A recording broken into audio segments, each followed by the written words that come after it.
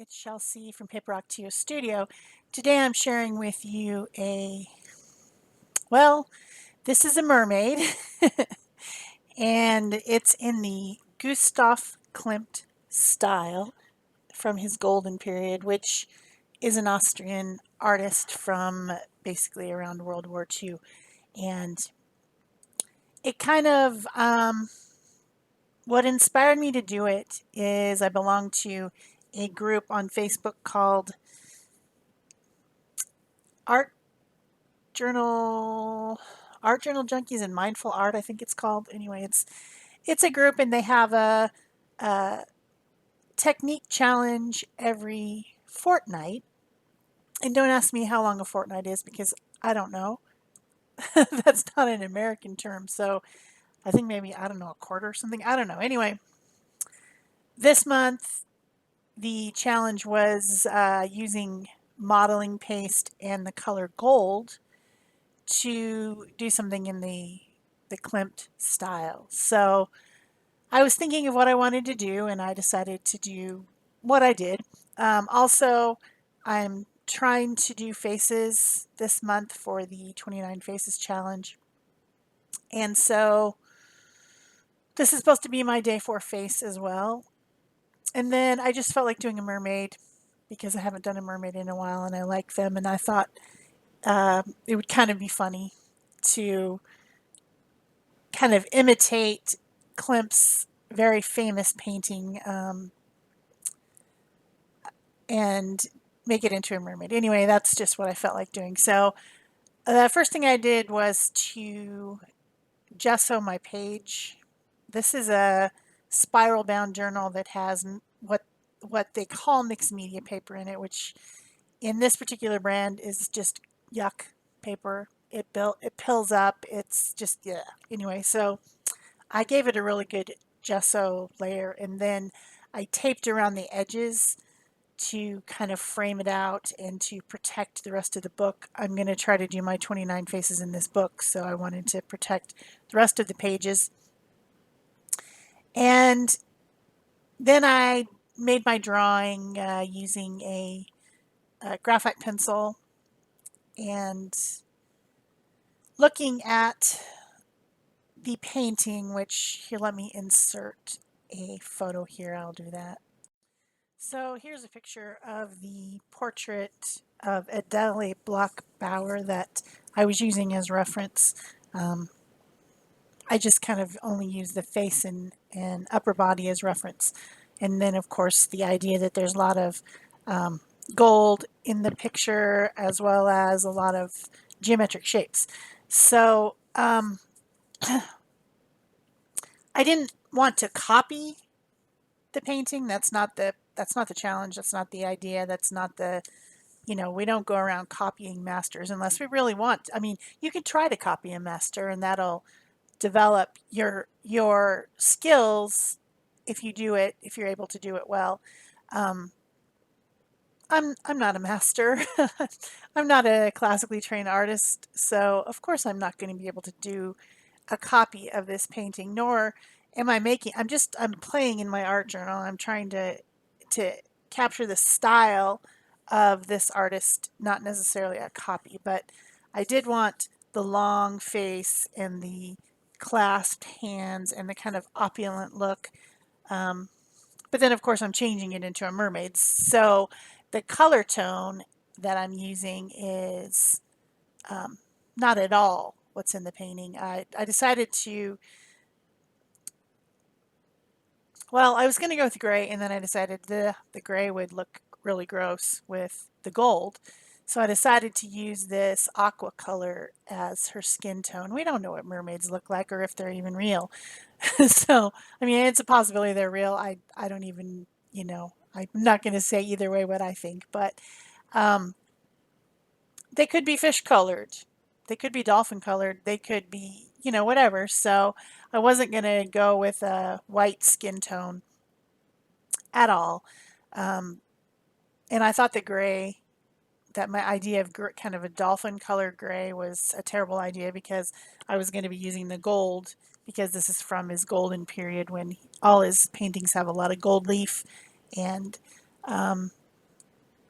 stuff like that. So I went with the aqua color, and I'm using um, the straight color. These are acrylic paints, obviously, and I'm blending using a lot of water and using some titanium white, and then this um, whatever color I'll paint, I'll look, and then I'll put it in the description box below. It's a Liquitex Basics paint, but I can't remember what the color's called. And I also used a little bit of a pink color um, just to warm up the cheeks and the lips a little bit. Like maybe she does have red blood inside that's pumping through her underneath her skin. Um, I don't know. This is 100% fantasy. It has nothing to do with reality. So I tried to keep the basic style of the hair around the head the same, but then of course I made it look as if it's floating in the water. Of course, it's going to be golden water, so I don't know. Anyway, it's just for fun and amusement, and kind of to meet this challenge from this group, and just a good fun Sunday play in my art journal. So to make the geometric shapes in the background, obviously this original is an oil painting, and he spent a whole lot of time painting all these little shapes. There's rectangles and squares and circles and spirals, and then also like some eye shapes, like eye of God type shapes. Tons of it, a lot of little details. And I'm sure that the original painting is large. This is just a small art journal page, so I'm not going to go as crazy as all that. I decided to use the modeling paste and put it through a stencil, three different stencils actually, a homemade one that has rectangles and squares, and then a circular one from Artist Seller. And then after I had done those two, I said to myself, you know, the tail looks weird now because it doesn't have any texture. So I used a Heidi Swap triangular shape stencil to put some kind of triangular shaped scales. I'm not sure that there's any triangles in the original painting. I don't know, but she needed something on her tail as well. So then once that was all dried up, I started in with the gold background using Pebeo DYNA Studio Acrylic in iridescent rich gold. And I also got out some of the rich copper color as well to kind of go around the edges and make sort of a shadow. Like, how can you have a shadow with gold? Well, you can use a darker gold, or in this case, copper, which is kind of the same idea as a darker gold, just in a few places around the edges, just to vary. You know, I didn't want anything solid, and I wanted, because there's textures on there with the modeling paste, I wanted the colors to go down in against the edges of the raised areas so that the light would shine off the metallic and then make it look as if there's darker and lighter places. And this is a super fast and easy way to create all those background geometric shapes, because if you had to paint each one, you would be going crazy. You would be like, ugh, this is going to take me way too long. It's not an art journal page anymore. Now it's like some type of a painting, and it's, you know what I'm saying? You just don't want to do that. So it worked really well to use the modeling paste and the gold and copper paints to make a quick and easy background that really does represent what Klimt was doing in his paintings at that time during the golden period. And he continued to use a lot of geometric shapes and like rectangular panels and things like that. He did another portrait of this same woman. It was one of his patrons, a rich lady in Austria who ended up commissioning several paintings from him, which really kept him in business. You know, having rich patrons keeps you in business if you're an artist. They keep commissioning you and, you know, telling their friends about you. And yeah, I wished I had a patron. That would be awesome. But anyway, then I continued on painting. I painted the hair black I decided to bring in some of the gold and copper colors into the outfit because you don't want to have a background that doesn't have some of the same tones in the foreground. That's kind of balance of any type of artwork. You need to bring the colors in all the way through, otherwise it just seems strange. And then I got out some of this PBO iridescent. I don't remember if it's the blue green or the green blue from the DYNA line, and I did the tail with that to kind of coordinate with the skin tone, but this is an iridescent paint, so it did catch on the edges and really give a good pattern. And then I finished that off by blending it out into some silver, also from the Pebeo DYNA paints, both on the tail end and then underneath the like where the little dress area is, just kind of blending it all together so that it seems like a cohesive unit. So there was an interesting story about this original painting. Um, it it was this painting, as well as several others, were seized during World War II by the Nazis. The Nazis were going about seizing lots and lots of artwork because they wanted to have a Nazi national museum, and Hitler was very interested in art and was actually some sort of an artist himself, although became a dictator instead of an artist. Should have stayed an artist. That would have been a better choice. Uh, yeah, a lot better choice. Things would have been way better if he just expressed himself in art instead of expressing his ideas and beliefs how he did. But the paintings were seized, and then once the war was over, the Austrian, some type of an Austrian national museum was in possession of the paintings, and the family that they were seized from had moved. They had left the country, and so they were not able to get the paintings back because there was a policy that they were national treasures of Austria. Which, I mean, in some ways that makes sense. It's a national treasure. But then there was a change in the policy, and then the niece of the original person in the portrait, who was now living in the United States, petitioned to get the paintings back. Now, at this point, they are worth millions of dollars because, this is much, much later, like in the 80s. Millions of dollars. And the Austrian museum didn't want to give them up. And, they fought it. And there was a 10-year battle over these Klimt paintings, which include this one, the portrait of Adele Bloch-Bauer.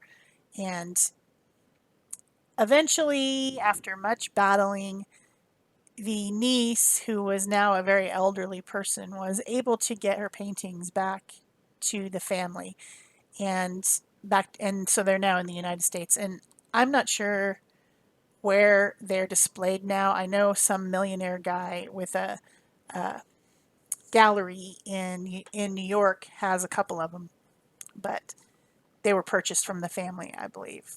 I don't believe she donated any of them. They were all purchased. So anyway, that's just kind of interesting background that this particular famous painting that I am looking at as I'm making this little art journal page actually was, had a court battle over it, and the idea of who possesses something after it's been seized and how do you get it back, and 10 years of court wrangling.